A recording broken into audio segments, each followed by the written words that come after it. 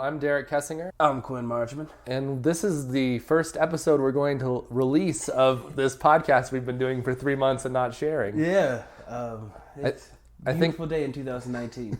I think we're calling it Scene Setters in Denver Sports. Something like that, yeah. In Denver Sports Scene Setters, something. Yeah, well, that's part of the reason why we haven't released anything. We don't have a concrete name yet. We don't have a name, we don't have any music, we don't really know what we're doing. But the content is there, and the passion. So, we've been talking about doing this for, 2 years, a very long time. Yeah.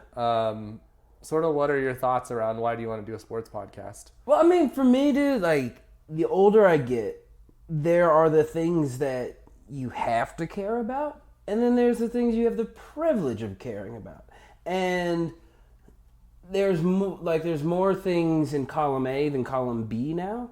And then there's the column C, which is all the things I choose not to give a shit about. And sports, through all the trials and tribulations of being 27 in 2019, sports is lasted as something that I truly choose to care about and really enjoy. And I think both of us have very interesting perspectives on the world and how kind of sports can fit into that as an important piece of human culture. Well, and I think, so we both went to Denver School of the Arts. Yes, sir. You went for acting and are still an actor, and I went for singing and don't really sing anymore. But we come from this culture, this school, it was a small minority of people that actually liked sports. It was 10%. It was very different than other high schools, and I actually think that gives us sort of a perspective on what sports can actually be, because we've been having to try to convince people our whole lives that sports are important and they're not dumb, and you can actually get a lot out of sports. Yeah. I see it as it's an art form and some of the best storytelling. And I think I love it the same way that I cry at sad movies. And it's as people always say, it's the greatest reality show.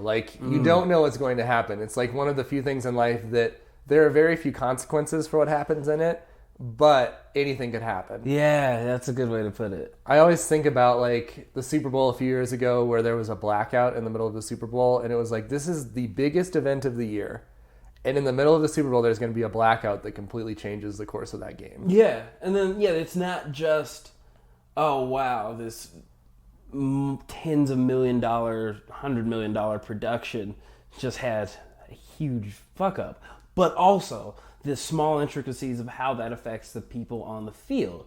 That was a good Super Bowl. And I think that was, the last controversy-free NFL season in terms of on a political moral scale. It was the craziness of this is the game itself is the most important thing, I feel right around then. My favorite part of that Super Bowl was still when Craig Ferguson had his show, and he opened his show by showing himself plugging in his phone at the Superdome and then all of the lights going off. I always think about that. Something like that happened and destroyed the entire Super Bowl there. Yeah, dude. And then it was at the Superdome in New Orleans, which has this elevated importance in the city of New Orleans because it was the staging ground for the rescue operations in Hurricane Katrina, and then the magical return of the Saints and won the Super Bowl. So, I mean, sports, there's so many ways that you can get into it. For me, I love the history of stadiums, particularly baseball stadiums. There's so many areas in which you can romanticize it. So, I'm not the hugest stats guy.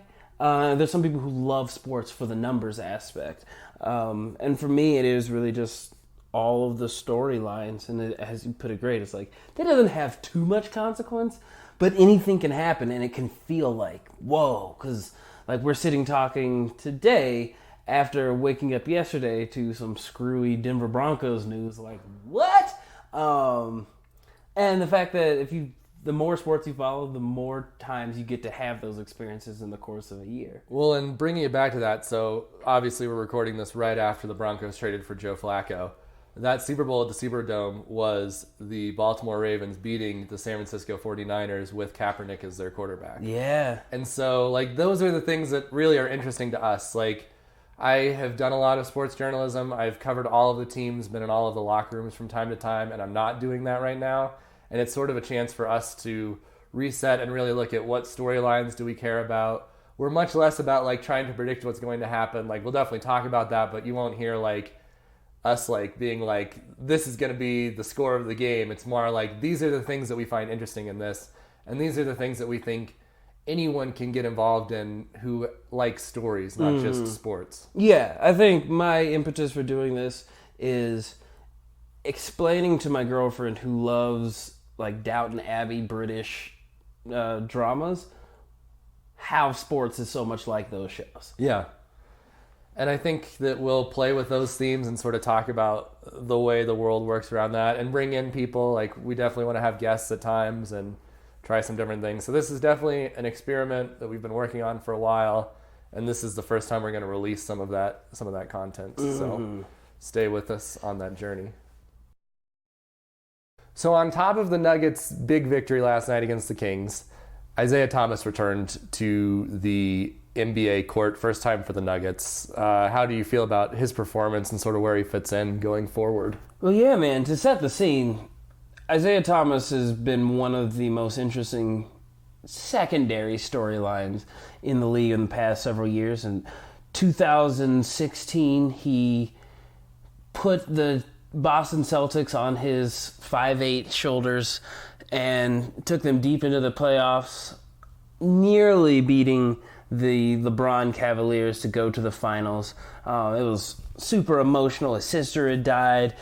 No one expected him to play, but he did, and then he just put on an incredible performance. And of course, he's the shortest dude in the league, but he has all the heart in the world, was ready to back up the Brinks truck, as he said, like, get a new contract with the Celtics.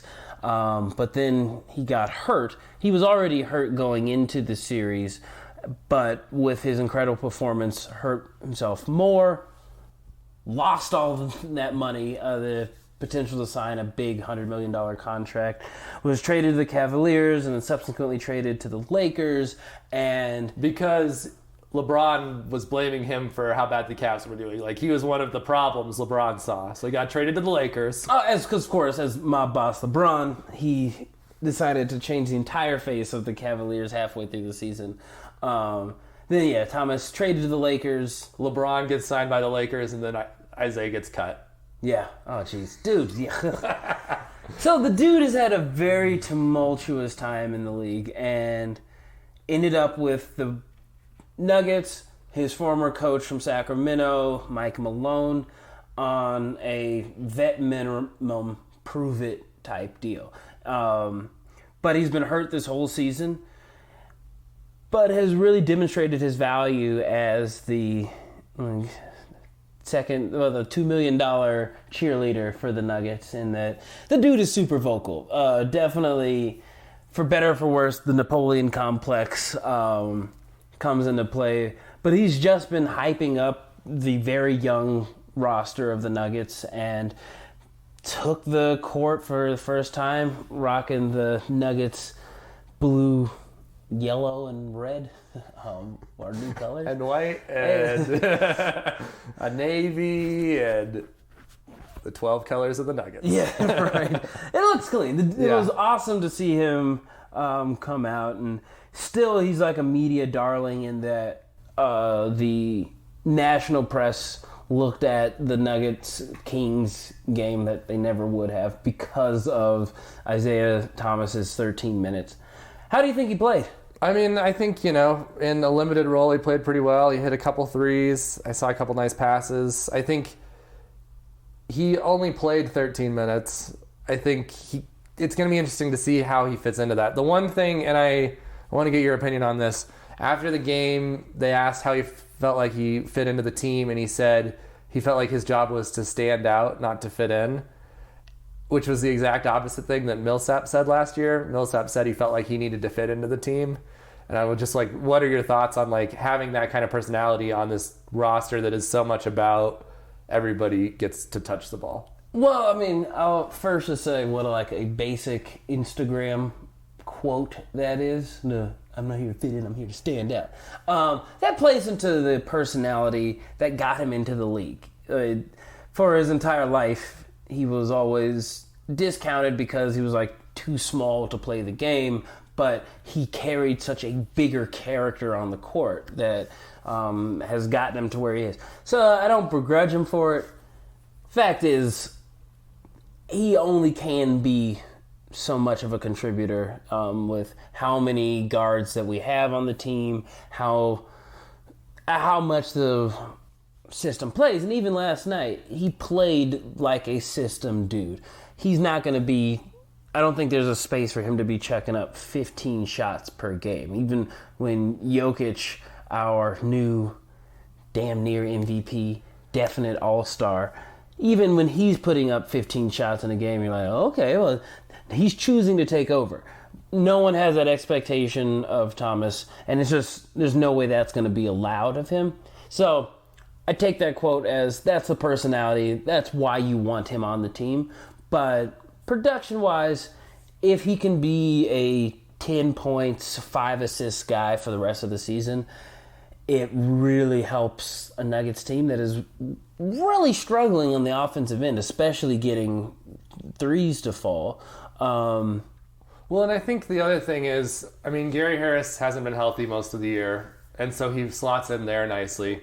Right now, the Nuggets really have 7 guards, and they play 2 of them as forwards a lot. They have, Murray and Morris, who sort of been playing the point guard, Craig and Harris, and Harris hasn't been playing, and then Beasley and Barton, who have been playing the 3, but really should be guards.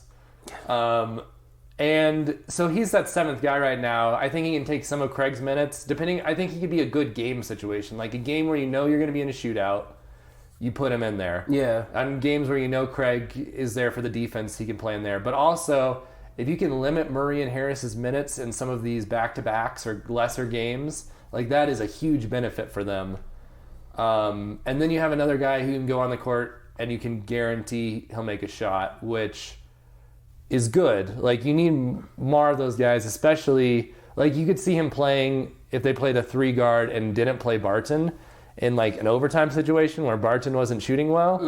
That would be a great scenario, I feel where you can take Barton out for a while when he's not playing well. Yeah, and at the beginning of the season, we were having a discussion about is Mike Malone sacrificing offense for defense? Yeah.